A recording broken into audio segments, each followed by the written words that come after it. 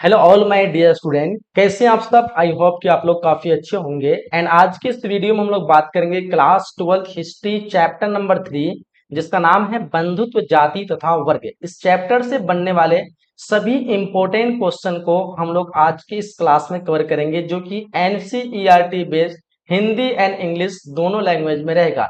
ये total MCQ यानी objective type question रहेगा और ये आपके एग्जाम के लिए काफी इंपॉर्टेंट है। तो आप लोगों को शुरू से अंत तक एक एक क्वेश्चन को देख लेना है, एक भी क्वेश्चन को मिस नहीं करना है, क्योंकि ये 100% गारंटी के साथ कहता हूं कि आपके कोई भी बोर्ड एग्जाम हो 100% यहां से आपको क्वेश्चन देखने को मिलेगा। ठीक है, सारे क्वेश्चन आप लोग के लिए इंपॉर्टेंट है, तो अच्छी तरह से पूरी क्लास को अटेंड करना है। ठीक है, स्टार्ट करते हैं, हम लोग आगे बढ़ते हैं। ये आपको रेगुलर जो है क्लास यहाँ पे डेली इसी टाइम पे मिलते रहेगी, तो आप लोग चैनल को सब्सक्राइब कर लेंगे तो आपको नोटिफिकेशन समय पे मिलते रहेगा। आज का हम लोग का चैप्टर 3 है, इससे पहले हम लोग 1-2 कंप्लीट कर चुके हैं। ठीक है, आगे बढ़ते हैं, हम लोग फर्स्ट क्वेश्चन से स्टार्ट करते हैं। इससे पहले आपको बता दें, इस वीडियो को लाइक नहीं किया तो लाइक कर दीजिए और इस मोबाइल के स्क्रीन को फुल कर लीजिए। अगर आप लोग मोबाइल में देख रहे हैं तो स्क्रीन को फुल कर लीजिए ताकि आपको बेटर क्वालिटी अच्छे से दिख सके। ठीक है, प्रत्येक क्वेश्चन को आप लोग को हिंदी और इंग्लिश दोनों लैंग्वेज में दिया रहेगा और नीचे में इसका एक्सप्लेनेशन रहेगा, तो आप लोग वीडियो को रोक करके पूरे एक्सप्लेनेशन को नोट कर लेंगे कॉपी में, ताकि आप इस क्वेश्चन को अच्छे से समझ पाए और डिटेल से जान सके। ठीक है,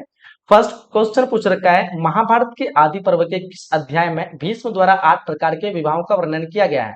ऑप्शन है प्रथम या फिर 52वें, 102वें, 100वें। सो करेक्ट आंसर बोलेंगे ऑप्शन नंबर सी हो जाएगा। सर बिल्कुल ऑप्शन नंबर सी हमारा करेक्ट आंसर हो जाएगा। ठीक है, नीचे में आपको पूरा इसका एक्सप्लेनेशन मिलेगा, आप लोग इसको रोक करके एक्सप्लेनेशन को नोट कर सकते हैं या फिर इसको पढ़ सकते हैं ताकि आपको इजीली समझ पाए क्वेश्चन को। जैसे देख पा रहे आप लोग, महाभारत विवाह को 8 प्रकार के में वर्णित किया गया है। वो है ब्रह्म, देव, आर्ष, प्रजापत, असुर, गंधर्व और राक्षस और पशाच। ठीक है, उसी तरह यहाँ पे दिया हुआ आदि पर्व या आरंभ की पुस्तक महाभारत की 18 पुस्तकों में से पहली है। संस्कृत में आदि का अर्थ जो होता है प्रथम होता है। ठीक है, चलिए आगे बढ़ते। क्वेश्चन नंबर हम लोग का दूसरा पूछ रखा है कि अंबालिका किसकी पत्नियां थी। करेक्ट आंसर आपका क्या हो जाएगा, देखिए चित्रांगद है, विचित्र वीर है, पांडु है, दुर्योधन है। तो बोलेंगे सर ऑप्शन नंबर बी हो जाएगा हमारा विचित्र वीर। ठीक है, याद रखेंगे। आगे बढ़ते हैं, क्वेश्चन नंबर तीसरा पूछ रखा है, महर्षि व्यास द्वारा उत्पन्न संतान कौन थी। महर्षि व्यास द्वारा उत्पन्न संतान पांडु, धृतराष्ट्र, विदुर, ये सभी। करेक्ट आंसर होगा ऑप्शन नंबर डी, ये सभी। ठीक है, ऑप्शन नंबर डी यहाँ पे करेक्ट आंसर करेंगे। ठीक है, महर्षि वेद व्यास क्या है कि एक आपको पता है महाभारत के लेखक हैं। महाभारत की युद्ध चला था 18 दिनों तक, कुरुक्षेत्र के मैदान में चला था। इसी युद्ध की वर्णन किया गया है महाभारत में, जिसके लेखक कौन है, महर्षि वेद व्यास है। ठीक है, महर्षि व्यास को जो भगवान विष्णु का 18वां अवतार भी प्राप्त है, यानी 18वां अवतार भी माना जाता है। आगे बढ़ते, क्वेश्चन नंबर 4 पूछ रखा है, घटोत्कच किसका पुत्र था। तो घटोत्कच की बात करें तो ये हमारा आंसर हो जाएगा, यहाँ पे युधिष्ठिर होगा, दुर्योधन, अर्जुन, भीम। तो आंसर हो जाएगा ऑप्शन नंबर डी यानी भीम। ठीक, ऑप्शन नंबर डी। ठीक है, याद रखेंगे। कौरवों से युद्ध में करने के हाथों घटोत्कच की मृत्यु हुई थी। जब घटोत्कच मारा गया था तो क्या हुआ था कि भगवान श्री कृष्ण बहुत खुश हुए थे, क्योंकि घटोत्कच की इंद्र द्वारा करने की दी गई अमोघ शक्ति को अपने ऊपर चलाकर अर्जुन के प्राणों की रक्षा की थी। आगे बढ़ते हैं, क्वेश्चन पूछा है हम लोग को, भीम ने हिडिंबा के साथ कौन सा विवाह संपन्न किया था। ऑप्शन है आर्ष विवाह, गंधर्व विवाह, राक्षस, देव। देखो भीम ने हिडिंबा के साथ जो विवाह किया था वो गंधर्व विवाह, जिसको हम कहते हैं प्रेम विवाह। कौन सा विवाह संपन्न किया था, तो गंधर्व विवाह, प्रेम विवाह। ऑप्शन नंबर डी इस क्वेश्चन का करेक्ट आंसर हो जाएगा। पांचों पांडवों में भीम की शादी सबसे पहले हुई थी, याद रखेंगे। भीम की कुल जो है 3 शादियां हुई थी, पहली हिडिंबा से और दूसरी द्रौपदी तथा तीसरी बलंधरा से। ठीक, आगे बढ़ते हैं, क्वेश्चन नंबर हमारा 6 पूछ रखा है, द्रौपदी जो किसकी पत्नी थी। अर्जुन, नकुल, सहदेव, इनमें से सभी। तो देखो द्रौपदी जो अपने से इन तीनों को पति मानती थी। ठीक है, तो क्या आंसर करेंगे ऑप्शन नंबर डी, इनमें से सभी। ठीक है, याद रखेंगे। आगे बढ़ते हैं, क्वेश्चन नंबर यहाँ पे 7 पूछ रखा है, कर्मण्य कर्मण्य वादी करास्ते माँ फलेषु कदाचन श्रीमद् भगवत गीता के किस अध्याय में है। बताइए फटाफट से आंसर क्या होगा, प्रथम, द्वितीय, तृतीय या फिर चतुर्थ।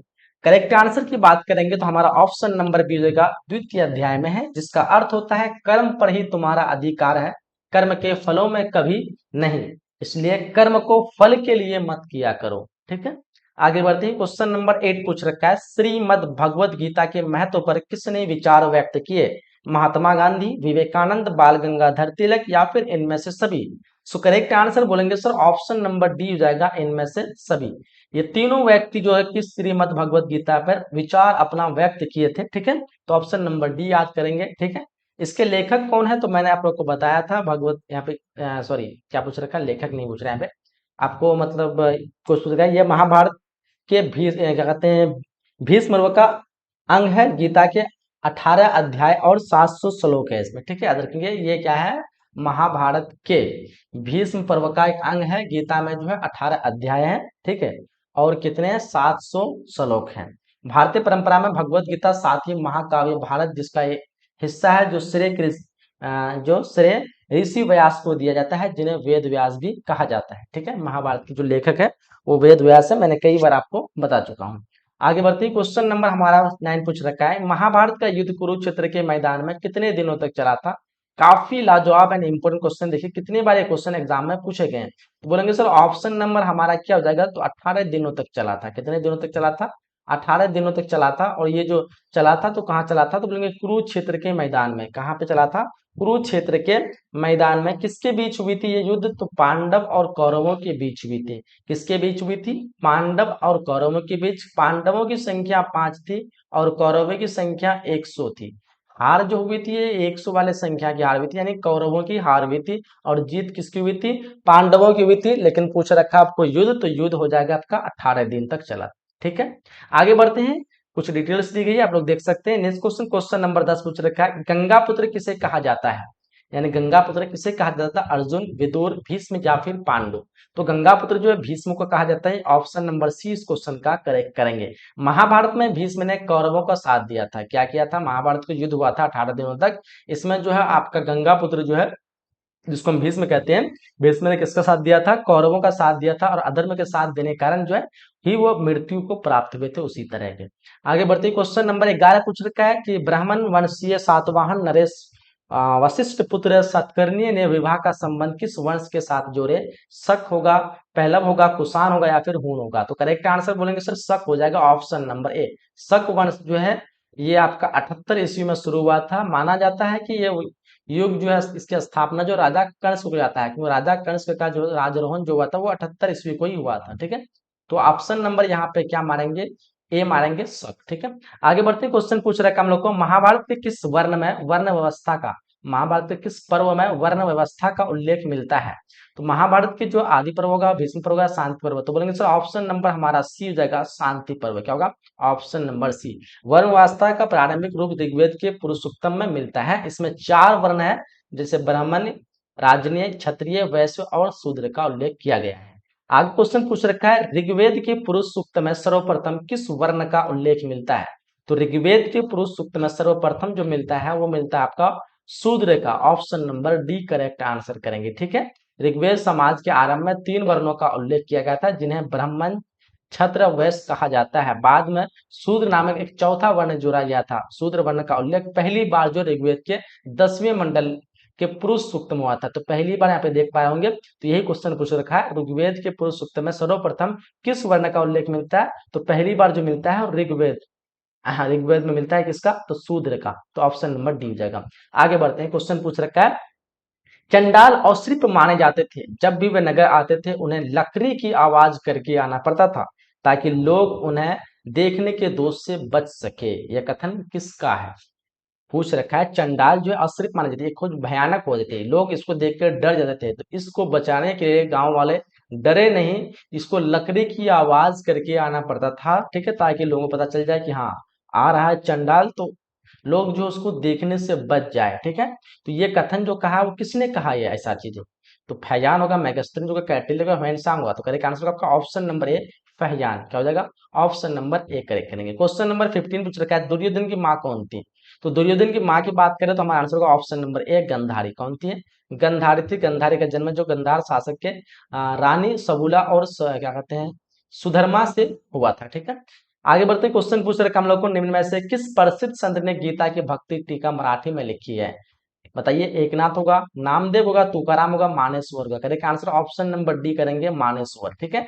संत सॉरी मानेश्वर नहीं हुआ, तो ज्ञानेश्वर। संत ज्ञानेश्वर महाराष्ट्र की 13वीं सदी के एक महान संत थे। उन्होंने ज्ञानेश्वर की रचना रचना की थी और सात ज्ञानेश्वर की गणना भारत के महान संतों एवं मराठी कवियों में होती है। ठीक है, तो यहाँ ज्ञानेश्वर याद रखेंगे। आगे क्वेश्चन नंबर 17 पूछ रखा है, महाभारत की रचना किस भाषा में हुई थी? तो सबको पता होना चाहिए, हमारा जो भाषा था वो संस्कृत था। ऑप्शन नंबर ए, महाभारत की भाषा क्या थी? संस्कृत भाषा में हुई थी, याद रखेंगे। आगे बढ़ते हैं, क्वेश्चन पूछ रखा है हम लोग को, अब यहाँ पे दिया हुआ आप लोग को, महाभारत जो है पांडवों और कौरवों के युद्ध की आधारित एक रचना है, जैसे कि मैंने आप लोग को बताया है। क्वेश्चन 18 पूछ रखा है, महाभारत की रचना किसने की थी? ये भी क्वेश्चन आप लोग को बता चुका हूँ, ये किए थे वेद व्यास ने। ऑप्शन नंबर डी हो जाएगा। ठीक है, और महाभारत में जो 18 पर्व है, कितने पर्व है याद रखेंगे? 18 पर्व है। ठीक है, याद रखेंगे। और इस क्वेश्चन का आंसर डी हो जाएगा, लेकिन महाभारत में 18 क्या है? पर्व है। इसकी जो रचना जो शुरू हुई थी वो 400 ईसा पूर्व में हुई थी। ठीक है, और जब पूरी तरह से तैयार होता, संकलन जो होता, तो 400 ईस्वी के लगभग में।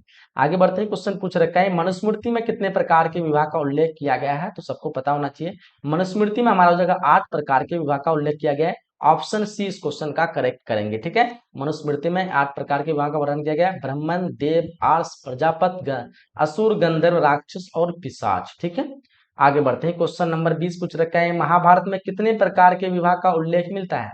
महाभारत में 4 प्रकार, 6 प्रकार, 8 प्रकार या 9 प्रकार? तो महाभारत में जो हो जाएगा वो हमारा 8 प्रकार के विवाहों का उल्लेख मिलता है, याद रखेंगे। ऑप्शन नंबर यहाँ पे सी करेक्ट करेंगे। ठीक है, आगे बढ़ते हैं, सेम विवाह है जैसे मनुस्मृति में, वही महाभारत में भी है। महाभारत का युद्ध कितने दिनों तक चला था? कई बार मैंने आपको क्वेश्चन बता चुका हूँ, 18 दिनों तक चला था। ठीक है, तो महाभारत का युद्ध कितने दिन था? 18 दिनों तक चला था। तो यहीं तक 21 क्वेश्चन आप लोगों के स्क्रीन पे जो भी मैं दिखाया, टोटल इस चैप्टर से 21 वीवीआई इंपॉर्टेंट क्वेश्चन था, जो कि इस चैप्टर से आप लोग को जो भी पढ़ लिए, तो इससे बाहर आप लोग को देखने को नहीं मिलेगा। सारे टोटल क्वेश्चन आप लोग को एग्जाम में यहीं से मिलेगा इस चैप्टर का, इसलिए आप लोग को फालतू के और कुछ नहीं पढ़ना है, इतना क्वेश्चन आप लोग के इनफ है।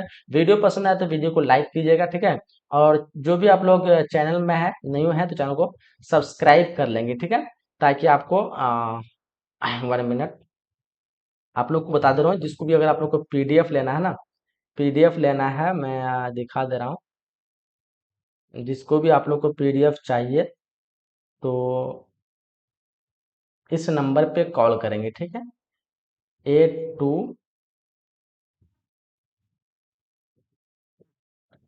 नंबर मैं दे दे रहा हूँ, आप लोग को दिख रहा होगा नंबर ना? नहीं दिख रहा है, 1 मिनट।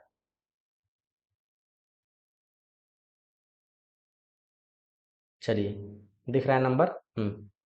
8210, ठीक है, 775306। ठीक है, इसमें कॉल करके आप लोग पीडीएफ या फिर व्हाट्सएप करके आप लोग पीडीएफ ले सकते हैं, जहां पे आपकी कंप्लीट तैयारी हो जाएगी। ठीक है, तो इसमें जो है कॉल करना है या फिर आप लोग को व्हाट्सएप करना है, याद रखेंगे, कॉल या व्हाट्सएप करके आप लोग ले सकते हैं। तो यहीं तक वीडियो को एंड करते हैं। अगर आप लोग लाइक नहीं किए, इसको लाइक करेंगे। मिलते हैं अगले सेशन में, अगले क्लास में। जब तक के लिए जय हिंद, जय Bharat and thanks for watching.